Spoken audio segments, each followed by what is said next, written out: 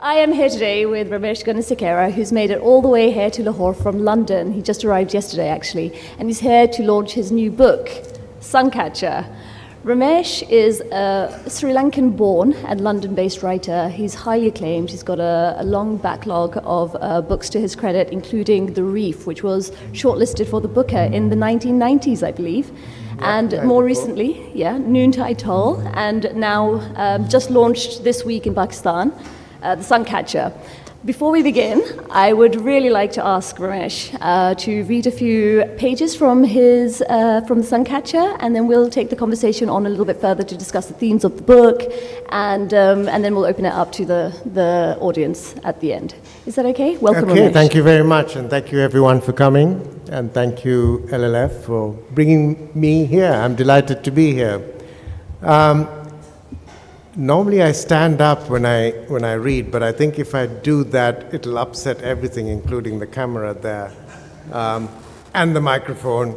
But can you all hear me as it is? Is that okay? Good. Great. Okay. Good. Okay. So I'll read you the beginning of the book, just a couple of pages from the beginning. I don't need to tell you very much about it, except perhaps to set the scene and say that this is a moment in time. The book is set in a moment in time when you could say that things are a little tense. The government is in disarray.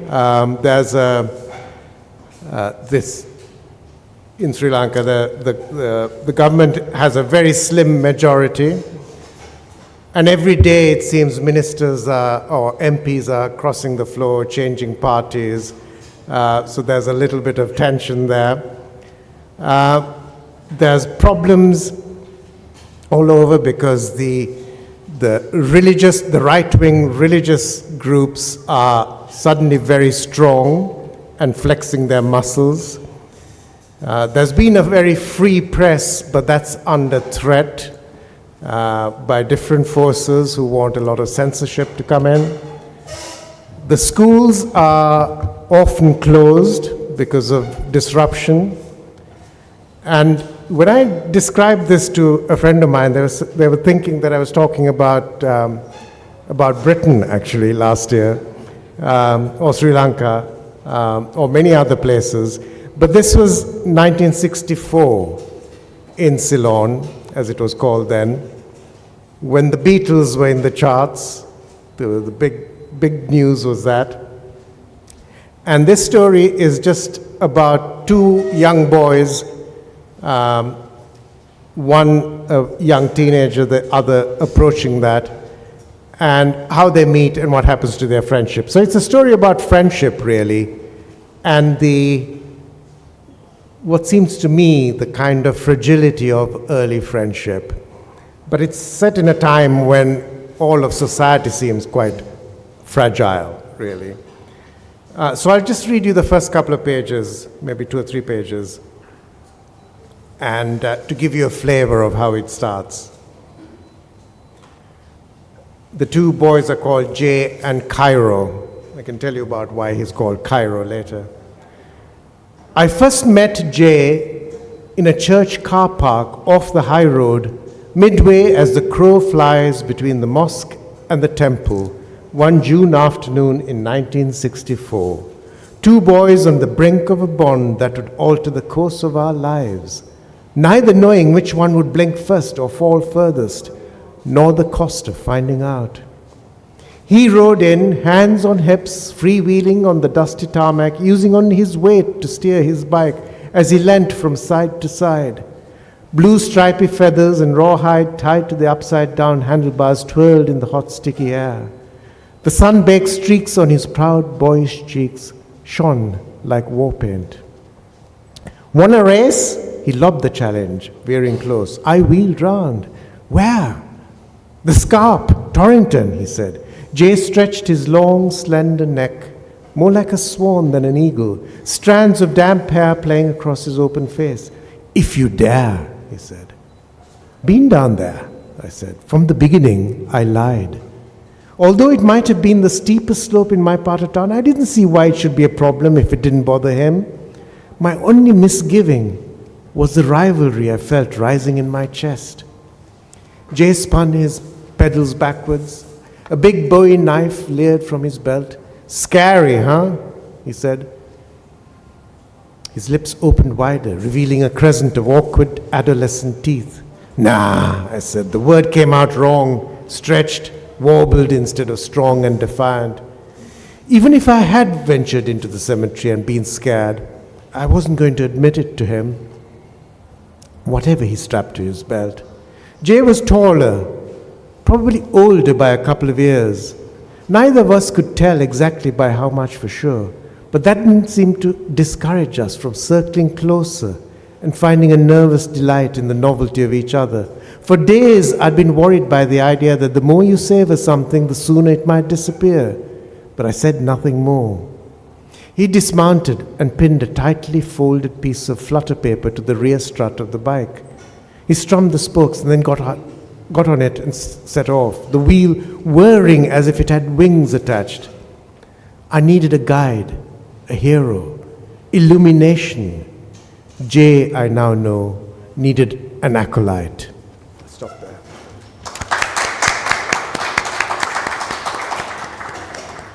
Thank you. So you touched on this briefly, but the novel is about two young boys who meet, and it's a coming-of-age story, a story about boyhood and friendship.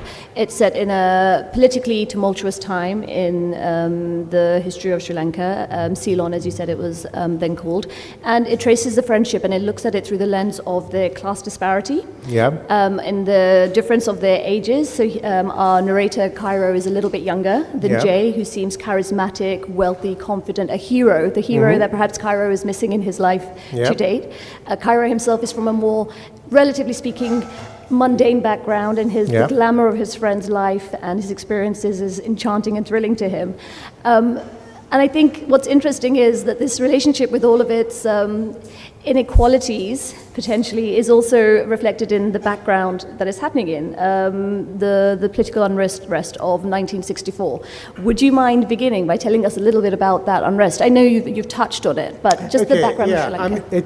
It's interesting. I mean, I set this story in 1964. It could have been set at any time in that decade or possibly the next. In fact, someone was telling me when I was thinking about this and at an early draft, why don't you set it a little later, like 1972, when Ceylon declared itself a republic and became Sri Lanka.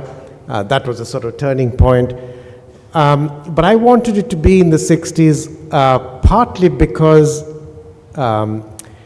as a reaction to my last book, quite often that seems to me the way books work for me. I write something, and then as a reaction to that, I write the next one. So my last book was called Noontide Toll, and it was set immediately after the end of the Long War. And it was looking at really the aftermath of the end of a war. As you must know, Sri Lanka had this terrible war that lasted for nearly 30 years. And it overshadowed everything, obviously. And it overshadowed a lot of what I've been writing for the last 30 years as well. So when I finished that book, Noontide Toll, about, in a sense, the effects of war, I kind of wanted to write a story that was really set in a period before that war happened, so that I wanted to go into a world that was really a different world, and one before this was even on the horizon, just to see what it was like. And I certainly lived in the 1960s. I was a young boy in the 1960s. And I wanted to revisit that to see whether there was anything, any inkling of what was going to happen in the future. In some ways, the adolescence of these two young boys and their uncertainty about the future is also reflected in the setting as well. It is, yeah. Of something. Because then when I started thinking about the period, 1960s, I realized that, and I decided it should be in the middle, 1964, 65. I could remember some of it. And of course, Sri Lanka is nothing like the Ceylon of 1964, just as Lahore is nothing like the Lahore of 1964. I kind of wanted to recreate that. But then I also, as I kind of learnt more about that period, I realized 1964 was actually politically quite significant. It's not much talked about. You won't find anniversaries or books written about it. But 1964, something was happening that was significant, and it changed the politics of Sri Lanka, or Ceylon as it was then. And the big change was that until that year, the left wing politically in the country had a certain trajectory. It was moving in a certain direction. And it was a left wing where really the largest and the oldest party in the country was a Marxist party, the LSSP. And it was a very powerful party. It was Trotskyite. But in 1964, part of the party split, and part of the leadership joined the government as part of a coalition. And that split meant that the whole left-wing movement split as a result, and new parties really gained a lot more strength after that. And the LSSP and that whole left-wing party no longer had the strength it had. And that in turn fed into other things, including the Marxist youth uprisings and so on. So it became politically very significant and more authoritative. That doesn't affect these boys and what happens with them on their bikes, except for one thing. The narrator, Cairo, comes from a family in which his father is a Marxist. He's a civil servant, and I don't know whether you have familiar people here as well, but he was what you might call an armchair Marxist. So he liked the theory. He didn't do much actively. And so this background of things happening with the movement was affecting him. So actually, a little bit of an autobiographical note before we go into the characters of the story. You were also growing up in Ceylon at that time, and before, and your boyhood was over that period of time, because there's something very evocative and very, it feels very real the way you describe these two boys going for their milkshakes, riding their bikes, finding secondhand books, and so on. So is any of this your recalled memory, or is it mostly the research that you've done of the time? Well, it's a mixture of both.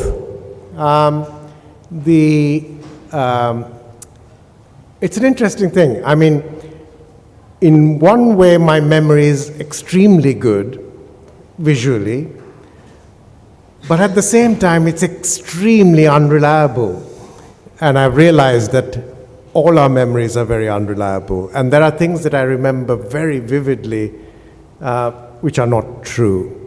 And this was brought home to me actually recently. I was listening to a CD, an Australian singer, and I can remember when I was in Australia many years ago, going into a record shop, music shop, and asking about, something interesting, and someone telling me, oh, you should listen to this CD, and I bought the CD, I brought it home, listened to it. And I remember this very vividly. And I was telling the story when I was playing the CD at home to some friends, and my daughter was there, and she said, no, you're wrong. I gave you that CD. You didn't buy it. But I have this memory of it, and it's sort of ingrained. And so Ceylon of 1964, I do remember, and there are things in the book that I put in that I remember, but I no longer know whether I imagined them or remembered them. There's a milk bar that these boys go to, and I vividly remember that, and I remember where it was, but I can't find any reference to it online, or I've been to archives and looked at old newspapers. to try and find out more about it. I can't find it. But there is, I was doing this presentation in Colombo a few weeks ago, and someone said, oh, actually, there is a milk bar not very far from where you describe it. It's still there. But it's not the same one, but it sort of proves for me that there was one there. Yeah. So now to Cairo. You were going to tell us why our narrator, who is actually looking back on his childhood and this friendship, why Cairo?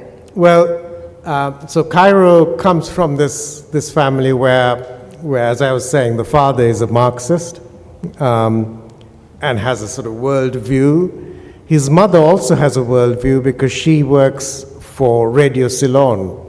Now, I'm trying to guess the ages of people in this room. I don't think there are people here who had been listening to... Oh, no, there might have been one or two who have listened to Radio Ceylon, which was very popular in that period, in the 60s, and broadcast right across the region. And I know people in Africa were listening to Radio Ceylon. It had a lot of contemporary pop music and sort of good programs. Anyway, his mother works there, not as a broadcaster, but in the back rooms. And they have I suppose, quite I won't say a very difficult marriage, but there are problems in the marriage as well. But anyway, the father wanted actually to call his son after the big politics of the day, which was, he wanted to call him Nasser.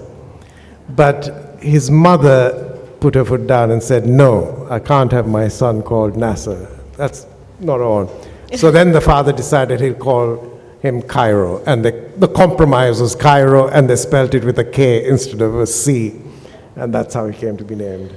That's right. So there we have Cairo, preteen, quite innocent, sort of a little feelings of frustration and suppression perhaps with like his middle class background, perhaps not realizing the wider world in which he lives in and the influences it's having on his life. Schools are closed. He's alone a lot of the time, and then he meets Jay. It's interesting to call a character Jay as well, actually, for a number of reasons, quite a layered number of reasons. There are lots of reasons for Jay, but the primary reason was, it's a name that is common to this part of the world. It's, a name that's reduced from a longer name usually, so J's are around. But my primary reason was actually, I think I was going to call him Ajay at one point, but then I just wanted the bird name actually. And the J is a kind of, in terms of myth and legend and so on, is a very interesting bird that is used as a sort of magic bird in many, many stories. And it's a bird that changes its characteristics and its shape and so on.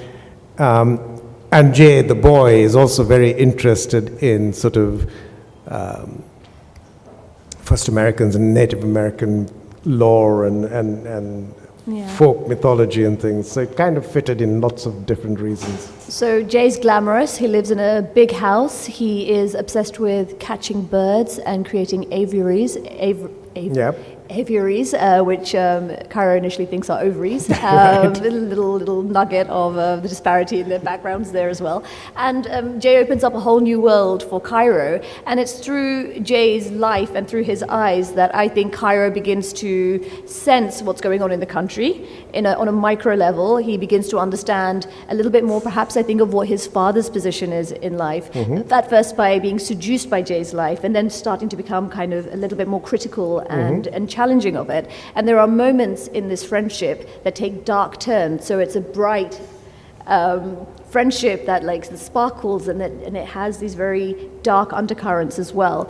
I guess what my next question to you in light of that is what were you trying to explore through Jay? And I have to say, I think you create quite a challenging, charming but problematic character. And do you think that you were saying something about Jay as a representative of his, well, I think you were saying something about Jay as a representative of his class, perhaps not in an entirely positive way, perhaps in a... Yeah, it's a mixture of things. It's as you say, I mean, the primary thing is the friendship, and and the difficult friendships, particularly our early friendships, where it is a mixture of things and you don't understand your emotions necessarily. So that's what Cairo is going through. But it is this glamorous new world that he stepped into. And in a way, as someone was saying the other day, he falls in love with the whole world, with the whole family in a way, not just this friendship, but also then slowly begins to see what this world is. And then the rest of his life really is trying to understand how you can accept both the positive aspects of it, the opening up, the fresh world that he sees, and still in some way accept or console yourself with the negatives, the problems of privilege, and the I suppose the carelessness of Privilege. these sorts of people in a way. And still, how you maintain this friendship. And I don't know, I mean, I was saying to somebody that, in some ways we all kind of want to have a friend like Jay.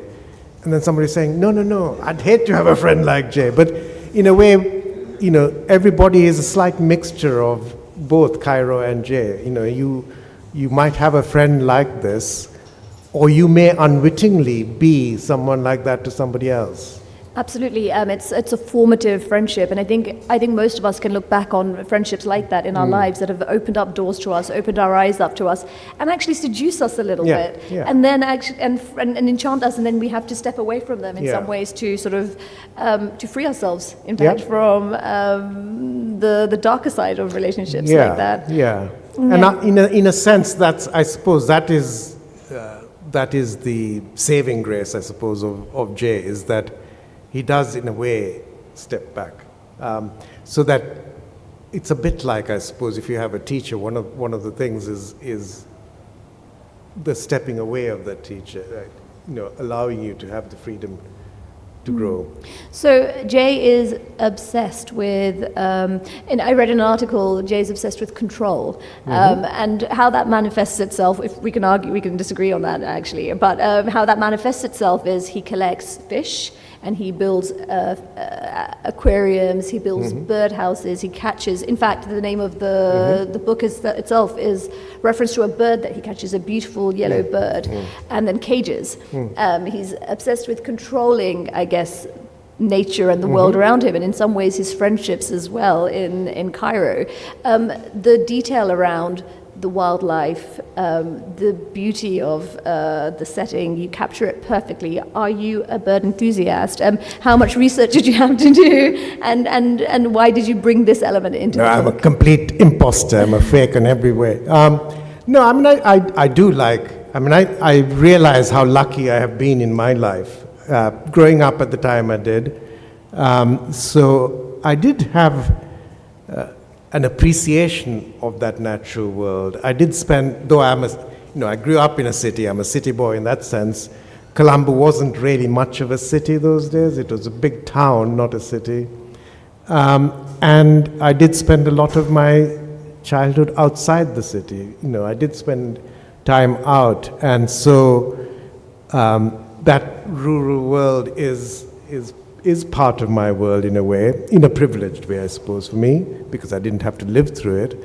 But I feel very lucky to have seen that and taken it for granted, really. So I kind of wanted to retrieve that, but also I think Jay's position as a person who loves the natural world and is, in a sense, a protector of that natural world, is also a controller. And that's a kind of dilemma that we all have. And, the people that we look up to these days, who are the people who are conserving wildlife and so on, have this dilemma. How much do you control it to preserve it? And how much do you just let it be, in which case it might just rot away, as it were, or be completely destroyed. And that dilemma is there. Jay doesn't understand that, of course, but he is, in a sense, embodying that Yeah. environmental concern, if you like. Absolutely. A few points. So first of all, privilege. I think that's a term that we use quite a lot these days, and we're challenging privilege a lot. And I think I touched on this earlier as well. I think the narrator, in observing Jay's life and the life of his father and his very glamorous mother, is also seduced by the privilege, and then it eventually begins to question it. And so back to class politics and privilege, how much of that do you think still resonates today? And are you making a commentary on that? Do you think it still resonates in Sri Lanka? Oh yes, I mean even more so than before, I would have thought, because again, not only in Sri Lanka, I'm sure here in Pakistan, certainly in this part of the world, that discrepancy between the poor and not just the rich, the super rich, is huge. And in a way, it wasn't there in previous periods. There was a disparity between the rich and the poor, but there weren't the super rich. And I've certainly observed this when I was growing up. When I went to the Philippines, again, in the 60s, which is why, again, my memory of Sri Lanka in the 60s is kind of, I'm not sure. I have established that I was there in 1964, but exactly for how long, I don't know. But in the 60s, I went to the Philippines. I was growing up, my family moved there, and I was living there. And in the 60s, the Philippines was an extraordinary country in Asia. And I think it was the only country that really had the super, super rich and the super, super poor. Yeah. And, I remember going there and, discovering that, where, people owning airlines and owning all, that sort of thing just was extraordinary. So there are, I think this is linked actually, this sun-kissed story of childhood, adolescence, the magical nature of this friendship, they're interspersed with bursts of really disturbing violence actually, and it happens periodically through the book. I think there are 3 particular moments of actual, genuine, bursts that happen of violence. I don't want to touch on it too much because I'm sure some of you will be reading this book we can't shortly. have spoilers now. But I do think that some of this discrepancy between the classes in the lives of these 2 boys, in the extremes that Jay lives, there's a reason why there is this violence there. The access that he has to guns and to people who are so much less privileged to him leads to a lot of violence and dark moments in the book. How did you writing this book, why did you bring these moments of violence in, and what did you want to say about I don't think those were acts of deliberate plotting, as it were. I think I was just following the story, and that seemed, part of the thing about, writing fiction, this is sort of carrying on from the last session I was doing, is there's only so much that's under actual control. A lot of it is really working out what the story is. Thank you very much. And there is something that one has to discover in a story, which is its inner logic. And it's very different from working out a plot of a story. And discovering the logic of the story, and the logic, it's an emotional logic, it's a logic of, it could be logic of colors, shapes, all sorts of things, but somehow, at the end of it, it seems to me it has to feel inevitable that this is what happens. Listening to you read the first pages of the book again, I almost got a chill, because I think very obliquely and very beautifully what happens in the story is referenced almost in the first paragraph of the story. The structure, it's just the foreshadowing. Having read the book and then hearing the beginning again gave me some chills. Are you a plotter or a... No, I mean, people have complained about my books having no plot at all. Just as it's very. People with my early books, I remember people saying, why are you writing about this? There's, all these political things happening in Sri Lanka. Why isn't there more politics in your books? And then at the same day, somebody else will say, why are you writing about politics so much in your books? So, what you're trying to do is you're trying to bring the whole world into the pages of whatever you're writing. And I think those of you who are writers here will recognize that when you're writing something, it does feel as though everything is pouring into it.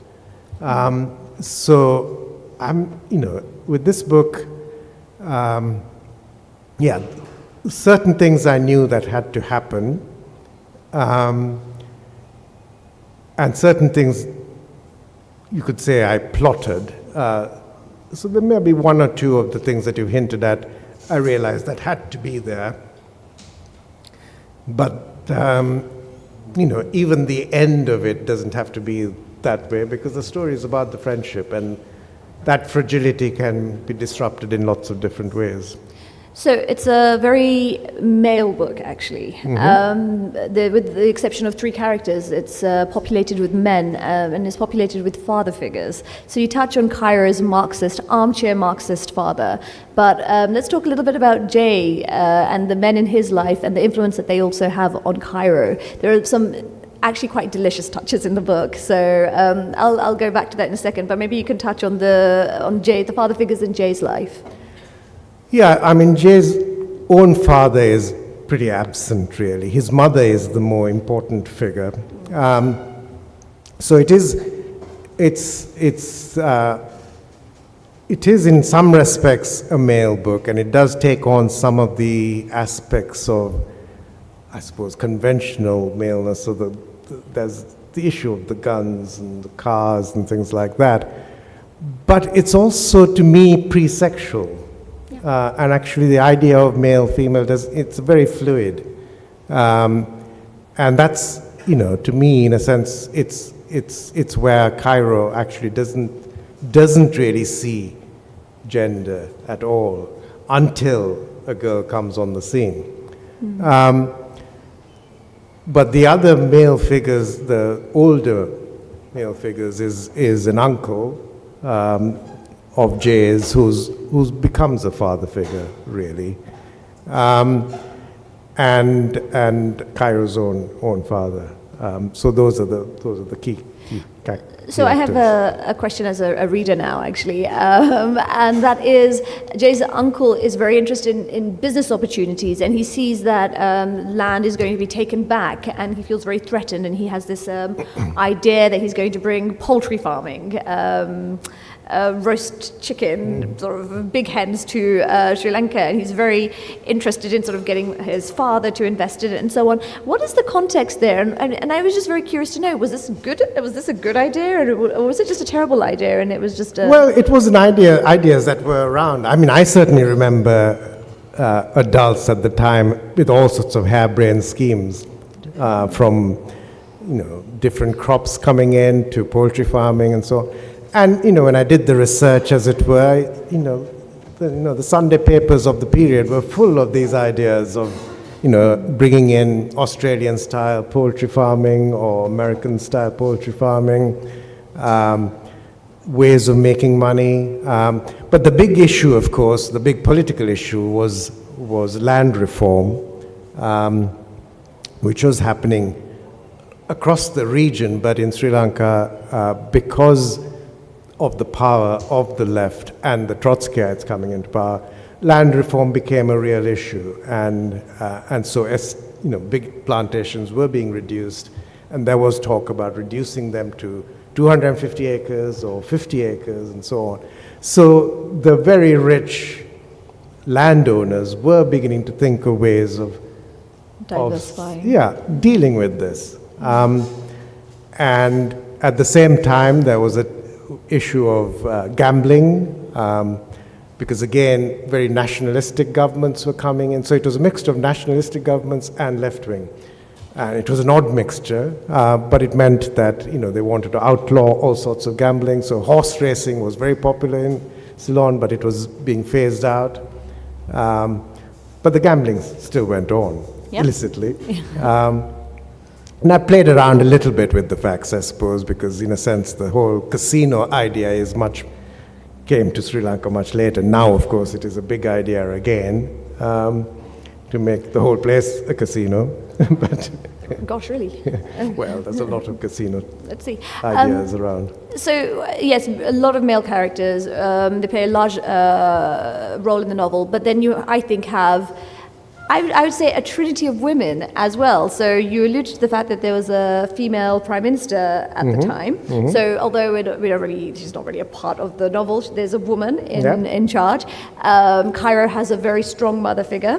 And then there is Jay's mother as well, who is a fairly pivotal figure in the novel as well. And Cairo is dealing with these quite different forms of types of women in his life. Would you like to talk a little bit about what you were trying to do with these different female characters and what they represented to the story and to the characters? They aren't representative. They're again just part of life, I suppose. You know, in Sri Lankan society, there are strong women characters around. Certainly in my life, there have been very strong women. So I think Cairo just sees them. That is the life he has been given. That's the life he's working with, as it were. And these, I suppose, in my mind, all of these characters have their own stories to tell. I could have brought more of them into this book, but I felt that would disrupt really the story I was trying to tell, which is the one of this very special friendship. So Jay's mother and the others will have their own books in due course. So I think the book that you've written now. So I think one of my final questions actually is asking you to draw parallels between what you have written about Ceylon, Sri Lanka in 1964 and Sri Lanka today. You've touched on this, but in terms of the power dynamics, growing up in Sri Lanka, class, poverty, nature, the environment, what do you think stands out still, and where are we now? I think it's surprisingly contemporary, and that's what people have in a sense said. In the book, I suppose I've set a kind of situation which have taken away a lot of contemporary references. So everything's slightly magnified. These boys are living in a capital city that isn't really such a big city. It's a small town. There's not much traffic. They can drive cars even though they're youngsters. They can race around Colombo if they wanted to. Put in the contemporary context, I just think, I can't talk about Pakistan or Lahore, but I do remember when I was visiting Delhi when Rajiv Gandhi was around, one of the things people used to complain was Rajiv Gandhi used to race his cars down the Janpath and all traffic had to stop in the middle of the night and the police had to be there to stop crashes and things like that. In Sri Lanka, of course, the super rich now race around in Lamborghinis. They try to bring the Grand Prix there. So the same things are happening in a slightly different form. Class doesn't go away, does it? Power dynamics. And, wildlife enthusiasm is there, but, it has been the privilege of the wealthy. What's changing, of course, is that, the positive side, I think, is that, for example, conservation, environmental concerns are trickling down, and people are beginning to, more ordinary people are beginning to appreciate it and want to have it. And, one of the things in this book, in the ordinary houses that Cairo goes through and so on, as well as these very special places, the bird life is abundant. Which of course now in built up Colombo, you won't have it because lots of people live in apartments, they don't have gardens, all of that. But the birds are still there. It's not that they've disappeared. They've just congregated in different areas. And people now appreciate it.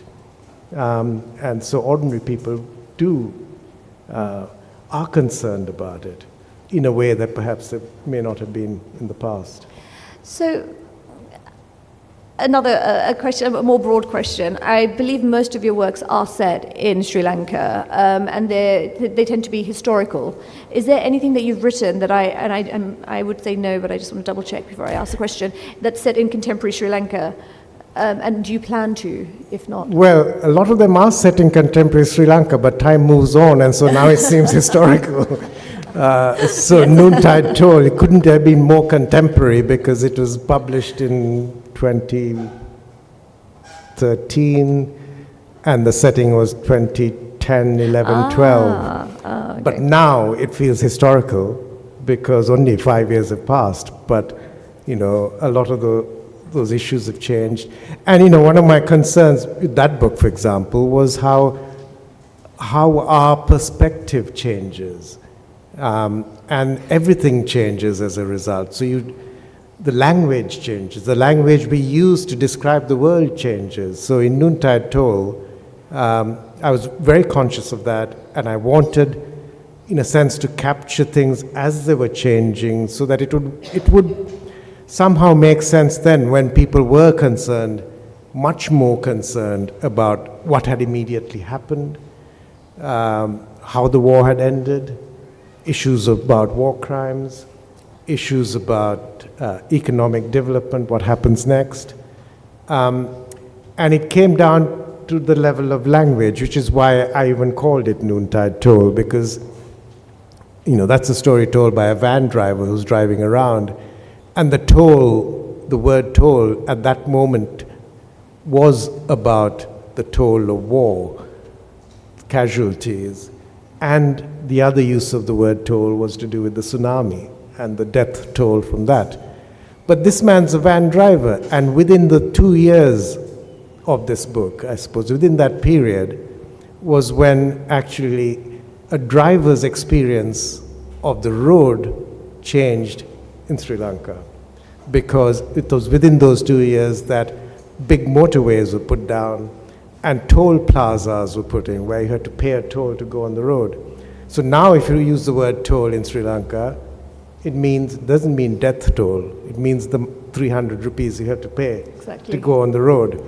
And so the language itself that we use to describe the world has changed. And I wanted to be able to deal with both of those. Something I'm quite curious about, I think, especially looking at it, I think from a slightly Western lens, as a reader I do consider myself coming from a slightly Western lens, is you sometimes have writers who tend to represent their country. So I think that's true of Pakistani writers. There's a handful, I think, who are taken to sort of, through literature, represent their country and its history, and they are called upon to discuss when anything happens, their country, despite its many complexities, and they are one person from a very particular background. I think you also represent that for Sri Lanka. How do you deal with that, or do you refuse to sort of consider yourself? Well, it's a complicated one, but again, because of my kind of writing time, it's complex. So certainly when my first books came out in the early 90s, there weren't very many Sri Lankan writers who had any kind of international prominence. And so, yes, I was called upon. So if anything happened in Sri Lanka, BBC would call me and I would have to refuse to say anything. I'd say, I don't live in Sri Lanka. I can only speak, as myself.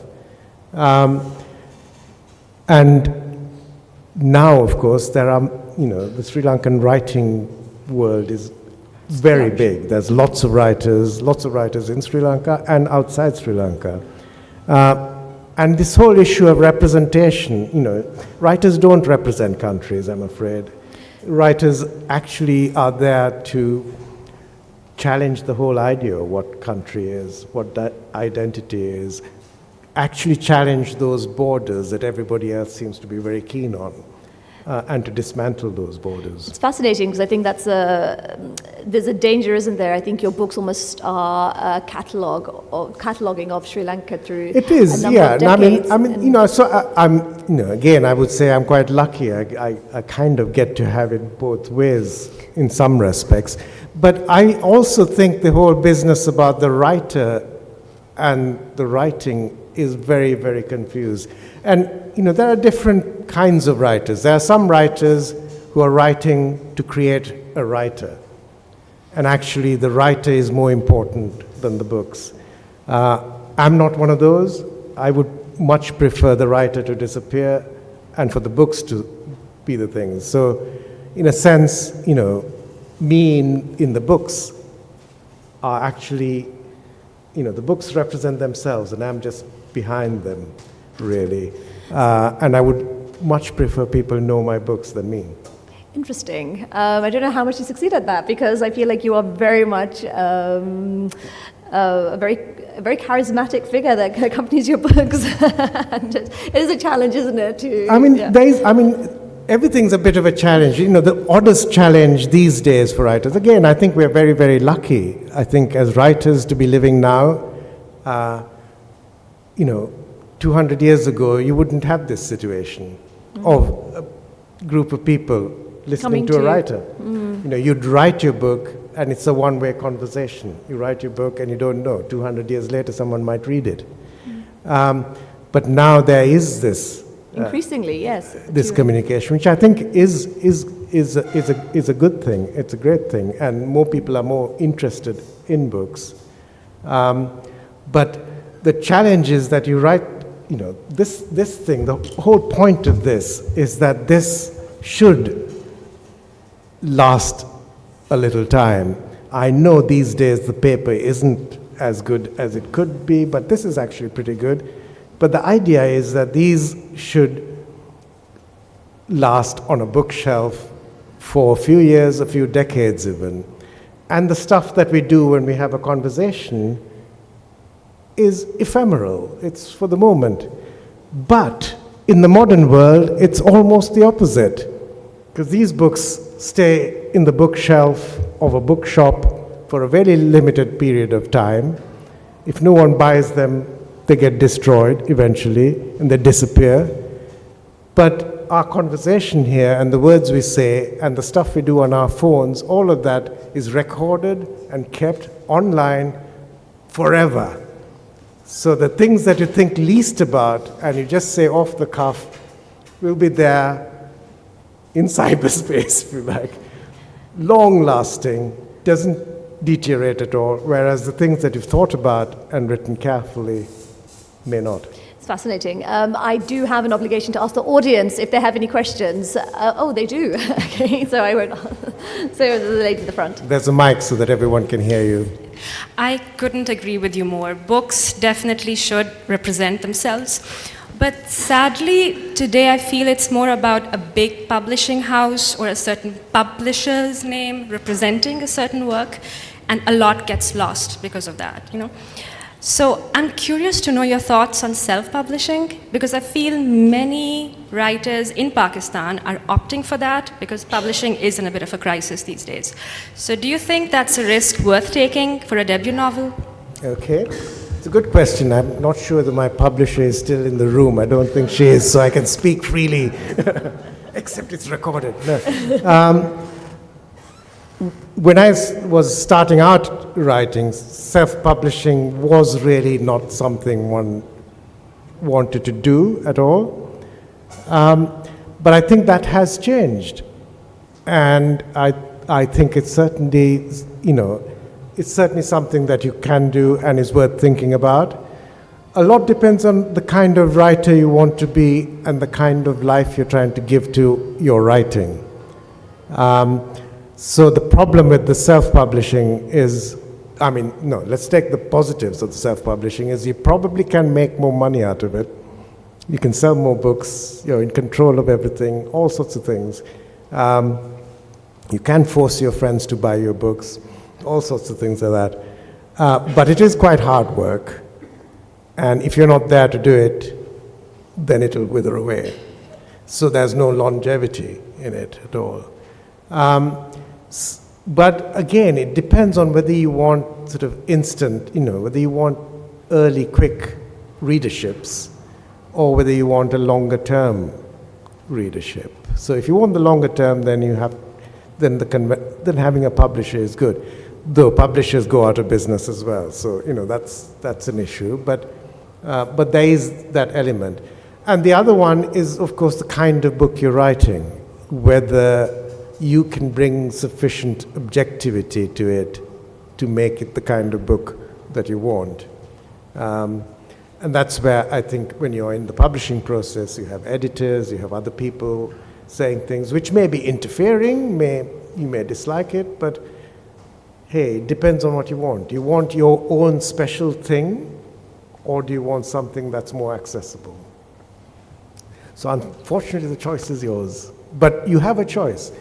And one last thing on that is that, I personally do love different sorts of publishing. I mean, I love handmade books. There's a thing that people used to do in the 60s and 70s, particularly in America, but all over the world, where you made limited numbers of books, but you just made them as individual objects. If that does it for you, do it. So we have a question, at the front and then at the back. Hello. Hi. Hi. So I had just a question about the idea of POC writing, which is idea? POC writing, like person of color writing, which is in discussion all over the world these days. So when you were starting out, did you find the publishing environment different or more difficult than people who might have grown in the coterie around Harold Bloom, for example? Your voice is booming, so I can't quite catch what... So Harold Bloom is notorious for believing that the Western canon is superior to the rest of the world. It's one of his, things. So I was wondering, as a person of color who, when you were breaking out, when we were publishing first, did you find the environment difficult or different? Were you treated differently than white writers around you? Okay, interesting question. I didn't think of it in those terms when I was writing. It might have been arrogance on my part or just stupidity.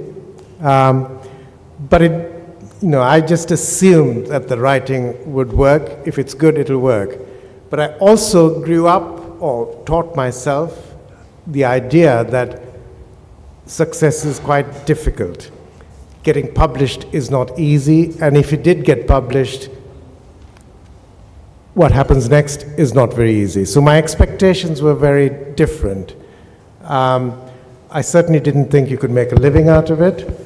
I didn't think it was easy to get any readers, because I did the research, if you like, about writing. I knew that in England, where I was when I started wanting to be published. I started writing when I was in the Philippines, but I didn't want to be published then. Your question about self-publishing, I would have been quite happy if it was possible. And even that, I would have thought it was a pretty bourgeois thing to do, to want to get published. What's the point in that? Writing is about writing. It's about the happiness of the word. And if you can get your friends to laugh, that's enough. So actually, I didn't want to be published when I started writing. I only wanted to be published in my sort of early 20s, when I was living in England, and I wanted to start producing books that would last a little longer. But I knew it was a long, hard haul, and it was a long, hard haul for me. But I also knew that if you did get a book published in England in the 1980s, you would sell 800 copies maximum, and largely because of the public library system, which sadly doesn't exist in its same form, because that guaranteed a sale. They used to buy every hardback book, and that would guarantee a sale of about 500. So the other 300 came from, your mother's friends and people like that. So my expectations were that, and the idea of, color didn't come into it at all. I didn't really think of it. Having said that, coming back to something you were saying about representation, one of the first stories that I had published, it was actually on the radio. And so all people heard was the story and my name at the beginning. And the story was set in London, and it was about a couple of Cypriot brothers. And the first letter I ever had about anything I wrote, a kind of sort of, not a fan letter, but a response letter, before email this was in the 80s, was a letter from someone who wrote to me and said, "How lovely to hear your story. I'm so glad to hear a young Greek man getting published in Britain." And I was thrilled. I thought that was fantastic. And then when I did get my books published, I suppose that was after Midnight's Children came out. And so I think the sob story those days were actually among white British writers who were saying, "Oh, I'm just writing about Sutton Coldfield, no one's interested, who knows, who cares, I wish I could write about Pakistan or India," So these things seem to change a lot. But the other thing I would say is that when I was doing my first book, which was called Monkfish Moon, it's a collection of short stories, again, I didn't understand that publishing short stories is not a winner. It's not the way to get published. No one's interested in publishing short stories. But I was, again, very lucky. But when I did have it, I remember talking to an agent who said, "Don't bother, don't try, because no one's interested." Well, he started this way. He said, "It's really, really going to be difficult for you because no one can pronounce your name in England. And even if they could pronounce your name, you're writing short stories and nobody wants to read short stories. And even if they wanted to read short stories, you're writing about short stories set in Sri Lanka, and who cares about Sri Lanka?" So on all three counts, don't bother. But I didn't listen to that. I guess perseverance in the face of some... Perseverance, I think, is really, really important if you want to be a writer. These days there are lots of younger people who see writing as a career because they see these people who seem as though they are having a wonderful life. They go to literary festivals, they must be earning money, all sorts of things. They don't realize that it's all a front, actually. None of it is really true. And it's a long, hard thing. So it took me, I think I was sending stories to magazines for at least 10 years. Probably 15 years of writing before having a book published. But the biggest problem was not to do with color or not even to do with short stories. The biggest impediment to me becoming a writer was that I wasn't writing. I was just wanting to write. I would sit there and wonder why my book wasn't published and not quite realizing that I hadn't written a book to be published. I kind of wanted it to happen. It's like wanting to win the lottery, but you don't buy the lottery ticket. You just assume someone will give it to you and it will win. Yeah. We have two final questions. The lady in the penultimate row and then... Excuse me if the question seems silly. I've not read the book, but from whatever I've listened of the conversation so far, there doesn't seem to be any mention of the Tamil-Sinhala conflict in this book. And in my mind, at least from whatever I've read, heard about, or thought about Sri Lankan literature, it seems to cover the conflict. There's always has to be a Sinhala conflict involved. So was it a deliberate thing on your part to not write about that? It's loomed so large in the story of Sri Lanka for such a long time. And is it a factor in your story at all? Was it a factor in 1964 Sri Lanka? Okay, it's a very good question you ask, and the answer is slightly complex. One is the reason I was writing the story set there is because I wanted it to be pre-conflict, pre-violent conflict. But the issues between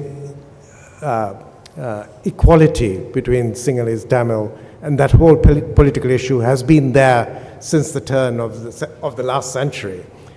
So it was there in the background, but it was a political issue at the time. So I wanted to write pre-war and see what that situation is. Now, as it happens in the book, these two boys' friendship is the important one, but there is a third boy that joins them, and the third boy is a Tamil boy. So his relationship there is an important one. And the politics also is to do with the rights of the Tamil community. And one of the big issues that comes up in the book is when Cairo's father, one of his gripes about what's happening politically is that this strong, big left-wing movement and party did abandon their call for equal rights at one point. And for him, that was the watershed moment when the left lost its moral authority, if you like, at that point. Because parity for the languages was one of their foundation points, and they abandoned that. So those issues are certainly there in quite a big way, yeah. I'm so sorry we've run out of time completely. For Shoaib, if you would like to come over and just perhaps ask a question in person. Thank you so much, Romesh, for the conversation. I just want to say that having read this book in the last week, apologies, it is beautifully written. It's a gripping story and beautifully told. So I highly recommend it. Romesh is around for another day, so I encourage you to buy it and get it signed while you have a chance. Thank you. Thank you very much. And thank you for coming. And I do believe the bookshop does have copies. So.